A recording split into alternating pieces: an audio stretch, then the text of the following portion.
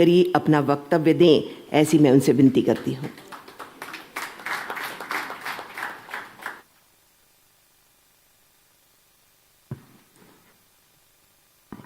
श्रद्धेय डॉक्टर मोहन भागवत जी, आदरणीय देवेंद्र जी, मंच पर उपस्थित नागभूषण पुरस्कार समिति के ट्रस्ट के सभी पदाधिकारीगण, पुरस्कारर्थी जी और उपस्थित सभी भाई और बहनों, हमारे लिए बहुत खुशी की बात है कि हमारे नागपुर के ही दो भूमिपुत्रों ने विश्व में नागपुर का नाम बड़ा किया है। मैं दक्ष खंते जी के बारे में भी जो अवार्ड उनको मिला है वो विशेष रूप से एडवेंचर स्पोर्ट्स में इंटरनेशनल और नेशनल लेवल पर जिस प्रकार से उन्होंने ये कार्य करके दिखाया, उसके लिए हम सब लोग, उन सबके मन में उनके प्रति अभिमान है। जहां तक सत्यनारायण नुआल जी का सत्कार है, ये हमारे लिए बहुत महत्वपूर्ण है, क्योंकि आप सबको पता है कि आज विश्व में परिस्थितियां कैसी हैं। आने वाला भविष्य ये तय करेगा कि कौन से देश के पास कितनी संपत्ति है। इसके आधार पर कोई विश्व में उसकी ताकत तय होने वाली नहीं है। तो ताकत उसकी तय होने वाली है कि विश्व में सबसे ज्यादा डिफेंस की ताकत किसके पास है, उसकी ही चलने वाली है। और ये भी बात सच है जिसका अनुभव हम करते हैं कि जहां ताकत भी है और नेतृत्व सही नहीं होता तो क्या होता है, ये भी हमने देखा है। हमारे लिए ये गौरव का विषय है कि हमारी इतिहास, संस्कृति और विरासत इस बात का हर समय हमारे सामने आदर्श रखती है कि हम अधिकारवादी भी नहीं है और विस्तारवादी भी नहीं है। हम किसी देश के जमीन को भारत में उसके ऊपर कब्जा करना नहीं चाहते, पर स्वाभाविक रूप से मेरे बचपन में एक मराठी साहित्य की बहुत अच्छी किताब, जो मेरी बहुत ही पसंदीदा किताब है, मृत्युंजय, उसमें शिवाजी सावंत जी का एक वाक्य बहुत सुंदर था। और वो वाक्य ये था कि सामर्थ्यवान और शक्तिशाली व्यक्ति ही समाज में शांति और अहिंसा प्रस्थापित कर सकता है। दुर्बल व्यक्ति ने कितना भी सत्य और अहिंसा पर भाषण किया तो दुनिया सुनती नहीं है। और मुझे लगता है उसका रेफरेंस महाभारत के साथ था। और भगवत गीता में भगवान श्री कृष्ण ने भी ये कहा है कि परित्राणाय साधूनाम विनाश दुष्कृताम धर्म संस्थापनार्थाय संभवामि युगे युगे। इस समाज में सज्जनों की रक्षा करनी है और दुर्जनों की नाश करना है। तो सज्जन शक्ति जो है वो शक्तिशाली विश्व में बनेगी तो सही अर्थ में सज्जनों का रक्षण होगा और आगे का विश्व इसी के ऊपर चलने वाला है। और इसलिए आज नुआल जी का जो काम है उसकी तो विस्तृत चर्चा नहीं हो सकती, पर ड्रोन और मिसाइल, ये दो बातें ऐसी कि जो विश्व में अब सामर्थ्य को निश्चित करने वाली है। और जो मिसाइल है वो इतनी है कि मैंने भी एक अनुभव किया था जो मेरे समझ के बाहर है। आज भी मैं उसके कारण मुझे समझ में नहीं आता क्या हुआ। मैं ईरान में था, तेहरान में ईरान के प्रधानमंत्री के शपथ विधि समारोह में भारत के प्रतिनिधि के रूप में गया था। मैं एक छोटे से कमरे में 15-20 लोग थे, हम उसमें साथ एक नेता भी थे। वहाँ के चीफ जस्टिस ओथ सेरेमनी में ओथ देते हैं, तो स्वाभाविक रूप से सबका परिचय हुआ, पर एक व्यक्ति बड़ा प्रोमिनेंट था। मुझे पता नहीं चला उनके चेहरे पर वो कोई राष्ट्र के प्रमुख तो नहीं थे। बाद में मुझे पता चला कि हमास करके एक संस्था है, उसके वो प्रमुख थे। और बाद में कार्यक्रम जब समाप्त हुआ और मैं होटल पर आ गया, खाना वगैरह खाया, तो सुबह 3 बजे एम्बेसडर आकर दरवाजा बेल बजाने लगे। तो मैं अचंभा में पड़ गया कि क्या हुआ। तो उन्होंने आकर मुझे कहा कि सर अपने को निकलना पड़ता है। मैंने बोला अपना प्लेन तो 12 बजे है। बोले नहीं, हमको तुरंत जाना है। बोला क्या हुआ? तो बोले कल बहुत गुप्त जगह पर हमास के नेता को रखा था यहाँ एक बंगले में, जो किसी को पता नहीं था।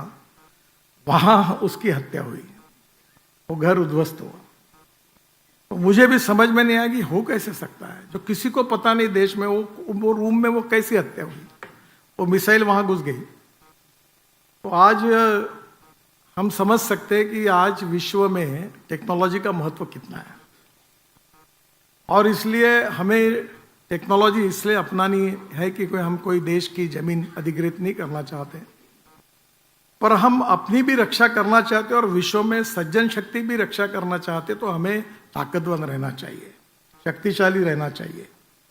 और समृद्ध संपन्न भारत के अब भविष्यकालीन इतिहास में ये डिफेंस की कैपेबिलिटी जो है, ये विश्व में किसी देश के भविष्य को निश्चित करने वाली है।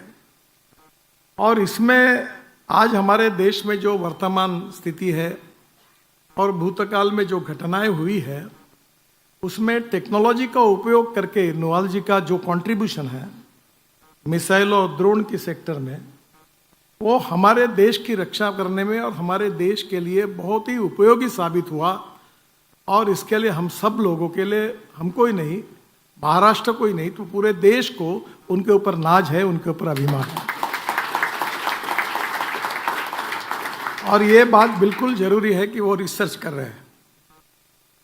और मैं तो इस बात पर पक्का विश्वास रखता हूं कि innovation, entrepreneurship, science, technology, research, skilled and successful practices, we name it as knowledge, and conversion of knowledge into wealth is the future.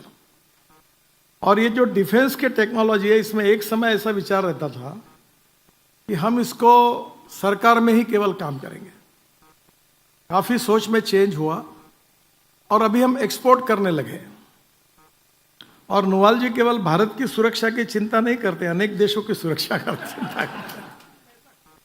पर मैंने एक बार उनको कहा कि ऐसे कोई देश को अपना माल मत दीजिए जिसका कारण हम अड़चन में आएंगे, क्योंकि भारत सरकार की भी परमिशन लगती है उनको माल बेचने के लिए।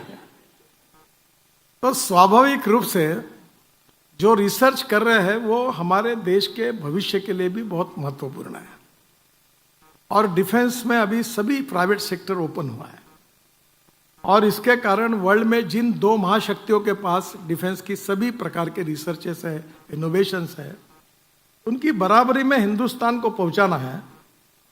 तो नोवाल जी की जैसी सोलर इंडस्ट्री, ऐसे इंडस्ट्री का योगदान देश के भविष्य में बहुत महत्वपूर्ण है। और इसलिए जो काम उन्होंने किया है वो एक प्रकार से हमारे देश की सुरक्षा के लिए भी महत्वपूर्ण है, इंटरनल और एक्सटर्नल दोनों के लिए भी। और दूसरी ओर हम जिस संस्कृति, इतिहास, विरासत को लेकर आगे चलते हैं कि हम जो भगवत गीता में भगवान श्री कृष्ण जी ने हमको जो संदेश दिया है कि हम सज्जनों की रक्षा करेंगे और दुर्जनों के बारे में जो है उनका निश्चित रूप से नाश करेंगे। दुर्भाग्यवश विश्व में दुर्जनों की भी ताकत बहुत बड़ी है, और वो ताकत किसी एक देश की नहीं है, क्योंकि इम्बैलेंस हुआ है। पहले जो सबसे ताकतवान रहता था वो सबसे उदार रहता था, सबसे सहनशील रहता था, सृजनशील रहता था, सर्वसमावेशक रहता था, और उल्टा ही होता जा रहा है। और जब शक्ति पूरे हाथ में आती है तो भरोसा नहीं होता कि वो क्या होगा और क्या नहीं होगा, इसका अनुभव हम कर रहे हैं। और इसलिए हमें कोई उपाय नहीं है कि भारत को सुखी, समृद्ध, संपन्न बनाने के साथ डिफेंस कैपेबिलिटीज में समृद्ध, संपन्न बनाए बिना हम विश्व शांति प्रस्थापित नहीं कर सकते। हमारी संस्कृति तो यही कहती है कि विश्व का कल्याण हो, पर विश्व का कल्याण हो हम कहते रहेंगे, तब विश्व में अगर कोई दानव तैयार होंगे तो उनका भी कल्याण हमको करना पड़ेगा, नहीं तो सज्जन शक्ति की समस्या और हमारे सामने आएगी। और वही के कंट्रीब्यूशन नोवाल जी का है। और ये जो मिसाइल्स और ड्रोन है, ये हमारी डिफेंस सेक्टर में अब ये भविष्य में हमारे लिए बहुत महत्वपूर्ण है। एक समय हम जब स्कूल में रहते थे तो राज कपूर का पिक्चर आया था, जिस देश में गंगा बहती है। तो लड़ाई यानी वो राइफल लेते थे, फिर बाद में वो ट्रक में चढ़ते थे और फिर वो जाते थे, पुरनगाड़ा चलता था। अब वो सब खत्म हो गया। अब लड़ाई में उधर जाकर लड़ना ही नहीं, इधर से लड़ना है। शायद नागपुर से भी लड़ सकेंगे, क्योंकि आयाम बदल गए। अब मिसाइल कब कितने किलोमीटर तक जा सकती है इसकी कल्पना करेंगे तो आज हम कल्पना नहीं कर सकते कि हम सुरक्षित है कि नहीं है। और ऐसे स्थिति में इस देश में हमारे रक्षा क्षेत्र को एक नई दिशा देना, संशोधन के साथ भविष्य के लिए बहुत बड़ा कंट्रीब्यूशन देना, ये नुवाल जी और सोलर ने किया है। और ऐसा व्यक्ति हमारे नागपुर से आया है, इस बात का हम सबको भारतवासियों को अभिमान है और इसलिए आज उनका सत्कार हो रहा है। तो हम सबके मन में यही भावना है कि आज हमारे देश की सुरक्षा के लिए महत्वपूर्ण ऐसा नागपुर का एक व्यक्ति, उसका इतना बड़ा contribution, we are proud of you, यही भावना हमारे सबके मन में है। और इसलिए मैं नुवाल जी को बहुत बहुत धन्यवाद देता हूँ, उनका अभिनंदन करता हूँ। और दक्ष खंते ने भी एडवेंचर स्पोर्ट्स में और बाकी सब इसमें वो खुद तो पुरस्कार मिला है, और अभी हमने वो बर्ड पार्क में एक एडवेंचर स्पोर्ट्स में हम लोग वहाँ भी पार्क खोल रहे हैं। तो मैंने कहा कि इनको ही काम दो, क्योंकि आज आने वाले समय में हमारी भविष्य की पीढ़ी को निर्माण करने में साहस बहुत महत्वपूर्ण है। और इसलिए उनका भी जो कार्य है वो भी हमारे लिए, नागपुर वासियों के लिए बहुत अभिमान का है। मैं दोनों ही अतिथियों का, महानुभावों का हृदय से बहुत बहुत अभिनंदन करता हूं और अपनी बात को समाप्त करता हूं। धन्यवाद।